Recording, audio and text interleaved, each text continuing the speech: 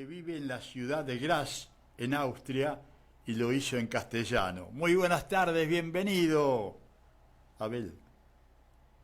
Querido, ¿cómo estás? Muy buenas tardes, amigos y hermanos de Argentina. Siempre es un gusto estar con ustedes. Radio Ciudad de Nogoyá, allá en Entre Ríos. Siempre es un gusto, mi querido Isidoro, estar con ustedes. Hoy les quiero comentar lo siguiente. Miren, ayer se presentó una noticia que aquí en México acaparó los reflectores.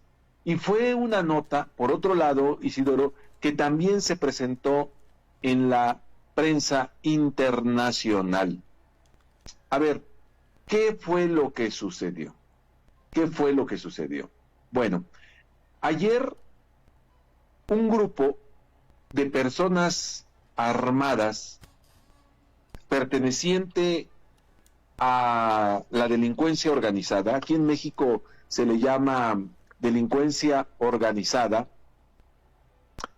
a, entre otros, los grupos de mafiosos, de narcotraficantes, que generan estructuras financieras, estructuras de corrupción política, estructuras de inversión empresarial y diversifican su actuar. La delincuencia organizada, de tal manera, puede tener expresiones en diferentes áreas del conocimiento, de la actividad humana. Y por supuesto que también hay ciertos sectores de esa llamada delincuencia organizada que son como las cuestiones más burdas. Son esos grupos que se dedican a los robos, a los asaltos, a los secuestros, ¿sí? Y que es el grupo más, digamos, es el sector más terrorífico, porque ¿cómo no se puede tener terror frente a un secuestro, frente a una ejecución, frente a un cobro de piso? Que para las personas que nos están escuchando allá en Argentina y en las reproducciones vía podcast internacionales de esta participación, el cobro de piso es cuando un grupo de delincuencia armada se presenta en cierta región y para que la población civil pueda realizar su actividad, tiene que pagar como una especie de impuesto, como una especie Un peaje. de dávida, sí, de peaje, sí, pero de impuesto en el sentido literal de la palabra, de que es una imposición, sí, pero es un peaje, es un impuesto creado unilateralmente por los grupos de la delincuencia armada. Entonces, en ciertas regiones de México, como Michoacán, como en Guerrero, Oaxaca, quizá Puebla, se habla, por supuesto, Tamaulipas, se habla de que para que puedan operar, por ejemplo, hoteles, puedan operar gimnasios, en fin, negocios cualquiera, mensualmente tienen que pagar cierta cantidad. Chao. Y ayer se presentó algo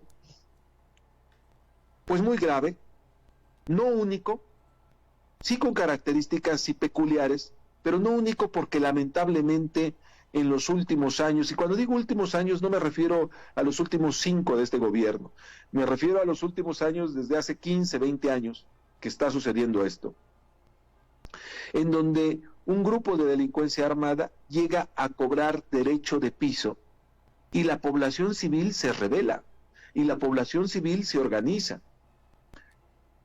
Y es el caso de lo que ayer sucedió en Tezcaltitlán, Estado de México.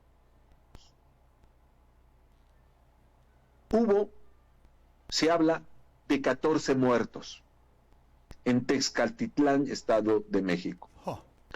Se habla de 14 muertos, 11 posibles integrantes del grupo armado La Familia Michoacana y 3 campesinos del lugar. Esta célula de la delincuencia organizada se presenta en esta región, en esta comunidad que se llama Tezcapilla o Tezcapila, del municipio de Tezcaltitlán, al sur del Estado de México. Para que tengan una idea, las personas que nos están siguiendo en el extranjero, el Estado de México es el estado que colinda, que coincide, que se entremezcla con la Ciudad de México, que es la capital del país. Pero el Estado de México, que es muy grande, tiene una zona urbana, una zona citadina, a la altura de la Ciudad de México, de importancia, de relevancia y de desarrollo empresarial. Es uno de los estados más ricos del país, y la concentración poblacional que tiene es altísima. O sea, hay más población en el Estado de México que en la Ciudad de México. Cuando se habla de la capital del país, se habla de alrededor de 20 millones de habitantes, pero de los cuales en realidad 11 o la mitad de esos 20 pertenecen al Estado de México, solo que se consideran como parte de la Ciudad de México porque está entremezclada la Ciudad de México con parte del Estado de México. Pero para que tengamos una idea, tiene más población el Estado de México, que es un estado, es una entidad federativa, en comparación con la capital del país. Entonces, estamos hablando de un estado con mucha población, con mucha riqueza, que tiene fraccionamientos empresariales, fraccionamientos industriales, que alberga empresas muy grandes, muy fuertes, muy poderosas, que yo me atrevería a decir que inclusive el Estado de México genera un Producto Interno Bruto equivalente al de algunos, o mayor, yo diría mayor que algunos países de Centroamérica, del Caribe, por supuesto, y el Producto Interno Bruto que se genera en el Estado de México, yo diría que se encontraría a la par de lo que se genera en algunos países sudamericanos quizá. Bueno, solo para que tengamos una idea. Pero en el Estado de México, mi querido Isidoro,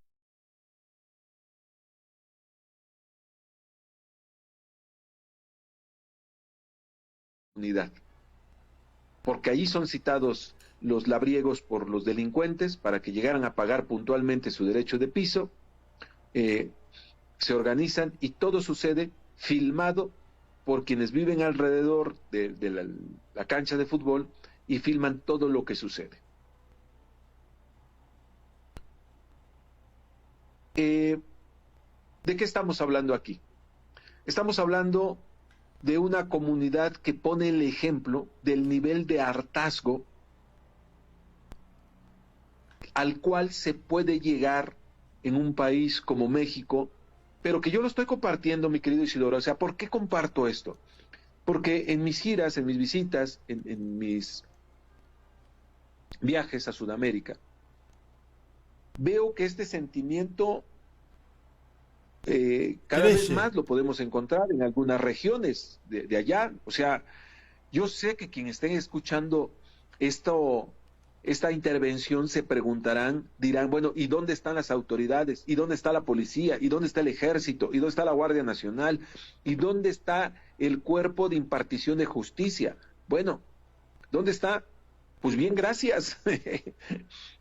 O sea, lo que se hace en cuestión de seguridad y de impartición de justicia, uno, no es suficiente. Y dos, queda demostrado que hay una colusión entre la delincuencia y los cuerpos de seguridad y los gobernantes y los políticos de todos los partidos. Son parte, son parte. Ahora, por eso dije, mi querido Isidoro, al inicio de esta participación, por eso hablé de la delincuencia organizada, en el sentido de que son estructuras que permean absolutamente todo. Ahora, no son estructuras ajenas al poder. Algunas de ellas son construidas desde el interior del poder. O sea, operadas por ex policías, por policías, por miembros de las Fuerzas Armadas, y que solo con el paso del tiempo caemos en cuenta del contubernio que había en este sentido. Ejemplo, mira, es el caso de Genaro García Luna. Genaro García Luna, que fue el secretario de Seguridad Pública en los tiempos del sexenio de Felipe Calderón. Estamos hablando de 2 sexenios atrás. Estamos hablando que la figura del secretario de Seguridad Pública era la máxima figura de combate a la delincuencia en un sexenio en donde se declaró la guerra al narcotráfico, en donde se tiene, o este señor, con su estructura de policías, tuvo acceso a todos los recursos del Estado para poner orden. O sea, cuando digo todos los recursos, me estoy refiriendo, que en su momento también quedó claro, por ejemplo, a software de espionaje, a tomas satelitales, a cuartos de guerra en las diferentes ciudades donde todo está manejado por cámaras de vigilancia, ¿sí? Y que años después, hoy día, fue declarado culpable en los Estados Unidos por beneficiar a un grupo de delincuentes sobre de otro, y que provocó cientos, miles de muertos en México. A uno se le dicta sentencia, se le va a dictar en los primeros meses del 2024, pero ya fue declarado culpable en los Estados Unidos en un proceso de extradición que ya lleva también algunos años. Digo, un proceso de extradición en donde ya él físicamente, no es un proceso de extradición, corrijo, él fue detenido en los Estados Unidos, este hombre, García Luna, radicaba en los Estados Unidos, tenía fuertes inversiones en los Estados Unidos, y por eso, por una cuestión de lavado de dinero, lo detienen las autoridades norteamericanas, y bueno, empiezan a ligar todos los expedientes que había en relación con él, y sucede esto de declararlo culpable. Ahora, regresemos al punto. Hay una putrefacción de las estructuras gubernamentales. Hay una putrefacción porque hay una colusión, y muchas son operadas desde los sótanos gubernamentales, y son los mismos. O sea, los mismos grupos delincuenciales son los mismos que nos gobiernan, y al revés. Y es más, está documentado que en algunas regiones de México, los presidentes municipales, los diputados, las autoridades locales, solo llegan al poder si tienen el visto bueno del grupo delincuencial predominante de la región. Qué increíble. De tal manera, déjame meter un pequeño bocadillo, porque esto se está sí, viendo en Guatemala, esto se está viendo en el Esequibo con Maduro, que inventa la guerra para no dar elecciones el año que viene. Así es. Mira, de hecho, en gran medida, Isidoro, esta situación, esta declaratoria de guerra que lanza Felipe Calderón, es claro que lo hizo como una forma de ganar legitimidad en un proceso altamente electoral, altamente cuestionado. Se cuestiona cómo llega a la presidencia, porque es un hecho que el actual presidente, López Obrador, en su momento le ganó la elección a Felipe Calderón, pero él llega y, como una forma de ganar legitimidad, lanza esta guerra al narcotráfico, pero además sesgada a un grupo delincuencial que, bueno, es finalmente el motivo por el cual, uno de los motivos por el cual enjuician a García Luna, y por eso es declarado culpable en los Estados Unidos. Ahora, pero eso que pasó se repitió en el sexenio siguiente, se está repitiendo en este sexenio, porque hay una especie de cáncer que corrompe absolutamente todo. mi querido Isidoro. Y es un llamado de atención para los países que no se encuentran en esta condición, pero que van camino allá. Totalmente. O sea, y decime, se pregunta. Decime, Sí. ¿qué pasa con la fémina que puede gobernar México el próximo año? Mira, Isidoro, no es una cuestión de género. O sea, yo te puedo decir que no es una cuestión de género. O sea, no es una cuestión de que si un hombre va a gobernar mejor que una mujer o una mejor que un hombre. Yo creo que aquí estamos hablando de una cuestión de capacidad. No quisiera entrar, digamos, a esos terrenos de quién de las dos candidatas es más capaz. No quiero entrar porque es una cuestión que aquí en México estamos entrando a terrenos electorales. Yo, que me desenvuelvo en un ambiente cultural, Sí, no claro. quisiera emitir mi opinión, porque tú sabes que precisamente una de las banderas, digamos, que nos permite trabajar culturalmente, es que no nos sesgamos hacia ninguno de todos los bandos, sino tratamos de ir siempre, digamos, con una postura del saber, del conocimiento y demás. Por eso no quisiera omitir mi opinión. Es cierto, pero sí te quiero decir que no es una yo te lo hablo que no es una cuestión de género. No, claro, pero yo sí que te hablo de lo que es género, porque es una esperanza que la mujer esté en el poder. Bueno, yo te voy a dar mi opinión que no necesariamente, Isidoro. O sea, te voy a decir por qué. Porque como lo tratamos hace 2 o 3 programas que te dije, que los gobernantes cada vez más son gerentes del negocio, Sí. ¿sí? Son una especie, ni siquiera de gerentes nacionales, a veces de gerentes regionales. Sí, también. Porque las Universales estructuras del también. poder, Sí, porque el poder ya no está ahí, o sea, es uno de los poderes. Por supuesto que quien ocupa la presidencia de la República de un país tiene poder, sí tiene poder. O sea, puede cambiar el rumbo de muchas cosas, puede cambiarlo, pero lo que nos queda muy claro es que tampoco tiene, digamos, todo el poder como pensábamos que era antes.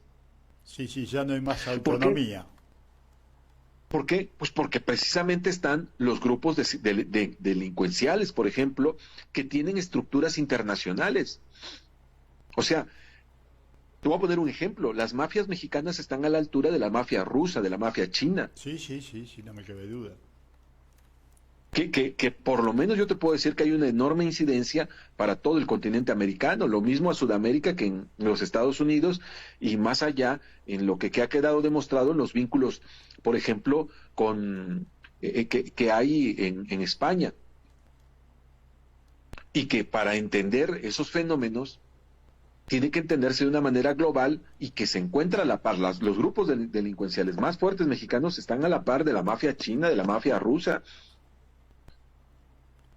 Mira, nosotros acá en Argentina incluso estamos viendo, ahora esto no fue ayer, pero se están generando las pirañas motos o motopirañas. Va una persona por la calle y 5, 6 o 7 motos la rodean y le sacan hasta el alma. Y lo dejan con vida, gracias, y lo dejan con vida y sin nada. Actúan como pirañas. Increíble. Y no tenés forma de defenderte.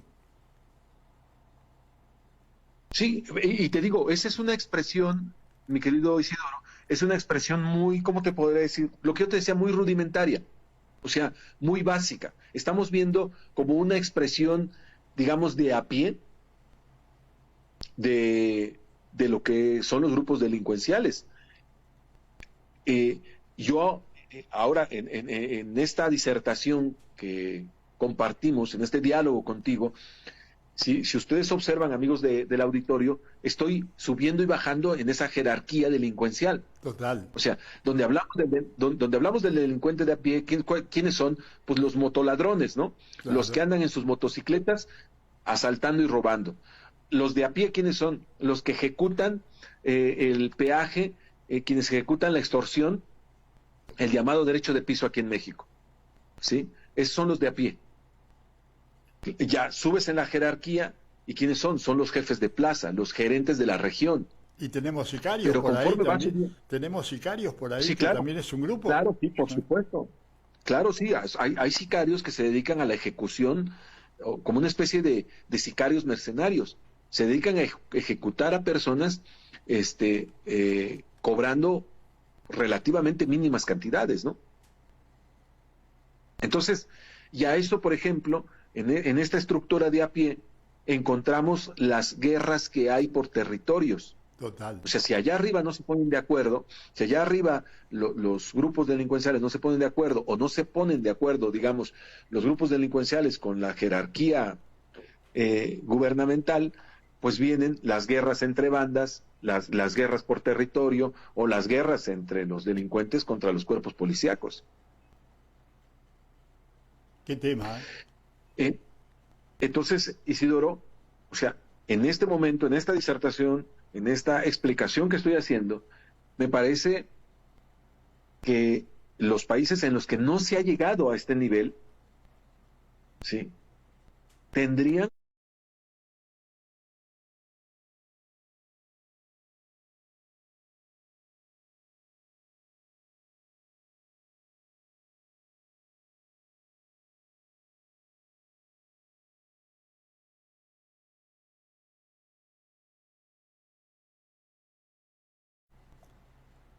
por donde corte sale pus. y entonces tú tienes también que asumirte con mucho cuidado, porque mira, explicar este tipo de cosas es peligroso. O sea, el que se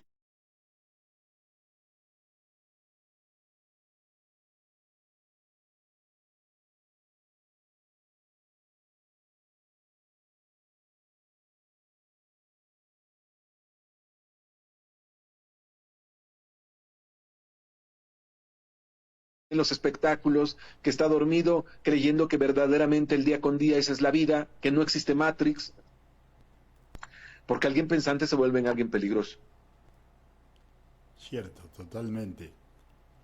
porque ahí se genera la resistencia. Totalmente. Pero antes de que se nos termine el tiempo, hubo un sismo, me contó Joe Porcini, un temblor en México. ¿Fue intenso? Sí, mi querido Isidoro, mira, fue una cuestión, eh, sucedió hace 2 días, Isidoro, el jueves. Fue, fíjate, fue un terremoto de 5.8. Ah, importante. Sí, sí, mira, fue de 5.8 y finalmente quedó de 5.7. Y el sismo fue precisamente aquí en el estado de Puebla, aquí en el lugar donde yo vivo. Ay, mira. ¿Sí? Bueno, en el lugar donde vivo me refiero a la entidad federativa, no en Sí, la sí, capital sí. del estado de Puebla. Sí, sí, sí. Recordemos que casi todos los estados en Puebla, excepto algunos muy pequeñitos, como Aguascalientes, como Colima, como Tlaxcala, de ahí en fuera, cuando hablamos de un estado, de una entidad federativa en México, es hablar de estados muy grandes, ¿no? Estados que son, bueno, eh, que México es un país muy grande, ¿no? Entonces todo Total. aquí es grande, todo aquí es mayúsculo. Bueno, fue un Entonces imperio. aquí, Fue un imperio. sí, sí, acá cuando dices en el mismo estado, pues sí, está a lo mejor viajando en auto a 2 horas y sigues estando en el mismo estado, ¿no? A 2 o 3 horas y Sí, sigues sí, viajando sí, aquí en el sí, mismo sí. estado. Bueno, entonces fue en la Mixteca poblana, en una ciudad que se llama Chautla de Tapia, ¿sí? Y todo esto pasó el día jueves a las 2 de la tarde con 3 minutos. ¿Y el Popo? 2 con 3. ¿Y el Popo se inmutó? El Popo, no, el Popo sigue activo. El Popo sigue recibiendo luces extrañas, entran, Oh, salen, ya como si eso fuera una terminal aérea, mi querido Isidoro. Aquí no hay día en que no, porque a ver, el volcán Popocatépetl está monitoreado las 24 horas del día por cámaras colocadas en diferentes ángulos. Quizás sea uno de los volcanes más monitoreados en el mundo. Entonces, hay tomas desde distintos ángulos del volcán Popocatépetl y todos los días aparecen luces que entran y salen del volcán, pese a las fumarolas, pese a las erupciones y demás. está bueno para cobrar peaje ahí, amigo Abel. Bueno, pues ¿Qué te puedo decir, mi querido Isidoro? Que, mira, dime si no este es como un país del surrealismo, Isidoro. Dime si no este es un país como de locura, que es lo que yo te digo. O sea, mira, alguien como yo, le digo, un poblano ve de frente, tiene el volcán Popocatépetl, la tiro de pájaro, y ve que las erupciones, y ve que entran y salen luces, a todas horas de por allá. Luego, hay un sismo donde el epicentro es aquí, en esta entidad federativa, en este estado de 5.8. Y luego, porque de donde sucedieron las cosas, de que yo empecé hablando del linchamiento, del enfrentamiento, de esto que te acabo de decir, de donde yo vivo a ese lugar está 3 horas. O sea, es un sobreestímulo a nuestros sentidos, a nuestra capacidad de asombro, y es un sobreestímulo, mi querido Isidoro, a nuestra capacidad de razonar. O sea, dime si no, Isidoro, acaso, con todo esto pareciera que hay elementos de sobra para volverse loco. Y eso, ni mencionar, Isidoro, ni mencionar que precisamente, creo que fue el jueves, en los límites entre Puebla, otra vez la entidad federativa donde yo vivo, con Tlaxcala, encuentran un auto con 5 cuerpos. Oh. Entonces, es una cuestión, mira, Isidoro, yo por eso no dejo de maravillarme de generar un movimiento internacional como es sabersinfin.com, que esto, bueno, empecé mi participación sin decir, sin pedirles, pero lo hago en este momento de que vean lo que estamos publicando en sabersinfin.com y en nuestros diferentes canales, Saber Sin Fin TV, Saber Sin Fin.com, Saber Sin Fin Portal, en YouTube, en Facebook, etcétera. Mencionalos, por favor, las direcciones y demás. Sí. Sabersinfin.com, como sitio web, sabersinfin.com, Saber Sin Fin TV en YouTube, y Saber Sin Fin.com y Saber Sin Fin Portal en Facebook. Bueno, dime si no esto, Isidoro, carga o recarga con una energía especial esta visión que tenemos de la cultura, esta visión que tenemos del saber, del conocimiento, esta visión que tenemos de que en efecto esto que estamos haciendo desde la ciencia, desde la cultura, desde la gestión social, es resistencia a la adversidad, es algo que cura y sana, es algo que es histórico. O sea, nosotros nos atrincheramos desde el saber, desde el conocimiento, para transitar estos días aciagos. Totalmente. O sea, por eso se entiende la fuerza de esto que estamos viviendo. Creo que es la única herramienta, Abel, eficiente. Pues mira, es en donde se entiende que por qué la cultura llevada a estos niveles, el conocimiento, el saber llevado a estos niveles, solo para efectos de entenderlo, propicia un efecto muy parecido al de las religiones, ¿no? Sí, claro. De bienestar, de consistencia, etcétera, etcétera, etcétera. Solo que aquí es que cada vez aquí tienes que cuestionar lo que sabes, estar dispuesto a cambiar, estás dispuesto a entender que si te equivocaste, que si no veías correctamente, tienes que enmendar el viaje, la navegación y ir hacia adelante. Alguna vez escuché hablar de un nuevo orden. Ahora estaremos en presencia de un nuevo estatus y mañana quién sabe, ¿no?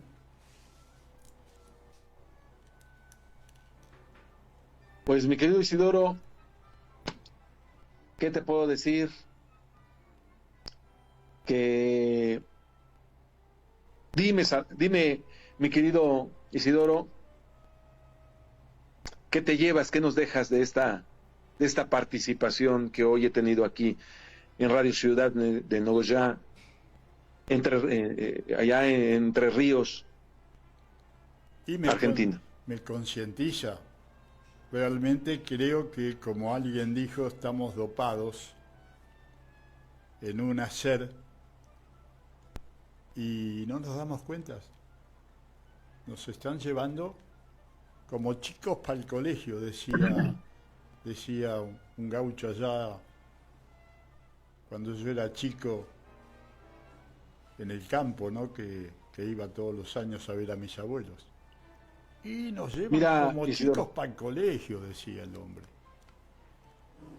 en el 2016, Isidoro, te estoy hablando de hace 7 años, el 13 de noviembre del 2000, mira, poco más de 7 años, 13 de noviembre de 2016, Sí. ¿sí? Escribí un artículo, mi querido Isidoro, que se llama ¿Habrá más linchamientos y vengadores anónimos por descomposición del sistema? Nunca tan actual. Fíjate cómo empiezo diciendo en este artículo. Los problemas sistémicos no se resuelven de la noche a la mañana porque no se engendraron de la noche a la mañana. Total. Si me lo permites, no sé si tengamos un par de minutos, te leo algo así o lo dejamos para la siguiente. No, dale, así después cerramos. Dice, quien le apueste simplemente al desarrollo de campañas o a la concientización en las escuelas para la disminución de la justicia por propia mano, o está tomándonos el pelo o de plano desconoce la naturaleza de la situación. Desgraciadamente tendremos que tocar fondo para de ahí empezar un verdadero proceso de regeneración social. La crisis de autoridad que ha desencadenado eventos como estos no debe verse solo como impartición y ejecución de justicia, sino como una concurrencia de una serie de factores de descomposición sistémica. Por ejemplo, justicia al servicio de quien tiene más dinero o influencias, politización partidista de cualquier asunto, colusión de los delincuentes con los cuerpos policiales, excesiva burocracia, desinterés de hacer verdadera justicia, las penas punitivas como corrupción y negocio. Estos y otros más son síntomas de una descomposición que no se reduce al esclarecimiento de un asunto en particular o el incremento de la violencia en ciertas regiones. Son una serie de síntomas que, como cáncer, han ido corroyendo el entramado social de nuestro país. Por eso, podremos advertir que pese a los llamados de los diversos sectores de la sociedad, los linchamientos y el surgimiento de vengadores anónimos continuarán en México, al menos así lo indica el comportamiento creciente de casos, a los cuales, y como ejemplo, se suma el más reciente ocurrido el 31 de octubre. Ojo que estoy hablando del 2016. Sí, claro. Cuando un vengador anónimo dio el tiro de gracia a 4 asaltantes de un autobús en la autopista México-Toluca, procedente de Metepec a la Ciudad de México, después de lo cual devolvió a los pasajeros sus pertenencias. Luego de estos hechos, el periódico digital Spanish People Daily reveló que al menos 80 casos de justicia por propia mano se contabilizaron tan solo durante el primer trimestre de este año, lo cual representa la totalidad de lo registrado el año pasado. Dicho recuento fue realizado por Raúl Rodríguez Guillén, profesor investigador del Departamento de Sociología de la Universidad Autónoma Metropolitana UAM, coautor del estudio Linchamientos en México, recuento de un periodo largo, 1988-2014. El profesor revela, esto no es solo un problema del incremento de casos de delincuencia, también contribuye la ineficiencia, la ineficacia, la ineficiencia y negligencia de la autoridad para poder erradicar, disminuir o controlar este tipo de fenómenos. Según el mismo investigador, desde el 2010 el fenómeno ha cobrado mayor fuerza si se considera que en aquel año se contabilizaron 47 linchamientos consumados y tentativos. Sin embargo, pese a lo que dicen los expertos, en realidad la justicia por propia mano encierra casos difíciles de contabilizar porque muchos de ellos no son denunciados ni llegan a ser recabados en la prensa. Para tener una idea de la dimensión de lo que venimos hablando, le comento que hace tan solo unos días el periódico Cambio, en una nota firmada por Alberto Melchor, dio a conocer que en Puebla van durante este año 40 linchamientos involucrando a 68 personas vapuleadas y 7 presuntos delincuentes muertos. Ojo, estamos hablando del 2016. Si la autoridad misma ha socavado su ejercicio de la justicia y pese a lo necesario estamos de acuerdo en que no ayudan a la sociedad los actos justicieros, ¿cómo empezar a poner orden en el tema? Hasta aquí mi participación, mi querido Isidoro, agradeciendo como siempre a ti esta gentileza de darme este espacio, a la administración, a la dirigencia de Radio Ciudad de Nogoyá, por darme total libertad para externar lo que creo, lo que pienso, y para nuestro público que presta oídos a mi disertación, su gentileza y su benevolencia como ciber y radio escucha, mi querido Isidoro. Un gusto, y Fabio te despide con un tango, porque es el que corta el bacalao, por lo menos en esta radio, ¿no? Ya veremos cómo le va a los sucesores. Mañana tenemos asunción de mandos en Argentina. Javier Milei es el nuevo presidente y hay 17, Entiendo. hay 17, vamos a decirle presidentes, porque algunos no son presidentes, pero el rey de España y demás, pero ha venido una gran comitiva a presenciar a este hombre Milei, que si bien es una incógnita, va a cambiar muchas cosas. Incluso ya le está hablando desde las escalinatas del Congreso a toda la gente mañana, cosa que siempre se hizo bajo recinto o junto a los legisladores y demás. Él es un innovador. Así que te doy un gran abrazo y nos estamos despidiendo el próximo sábado. Así es, mi querido Isidoro, te agradezco como siempre tu gentileza. Gracias, muchas gracias desde México. Abel Pérez Rojas de sabersinfin.com les manda un abrazo. Hasta la próxima, amigos. Chao.